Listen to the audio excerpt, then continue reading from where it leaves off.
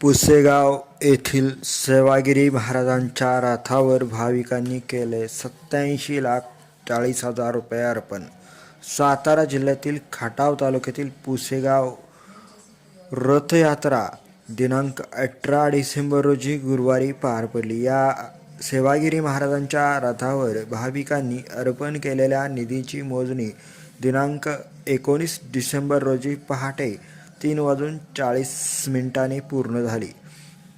त्यामध्ये 500 रुपयांच्या 6,973 नोटा, 200 रुपयांच्या 3,823 नोटा, 100 रुपयांच्या 26,725 नोटा, 50 रुपयांच्या 25,713 नोटा असा सुमारे 87,40,000 रुपयांचा निधी जमा झाला असून हा निधी ट्रस्टच्या बँक ऑफ महाराष्ट्राच्या पुसेगाव शाखेत जमा केल्याचे ट्रस्टच्या पदाधिकाऱ्यांनी सांगितले आहे.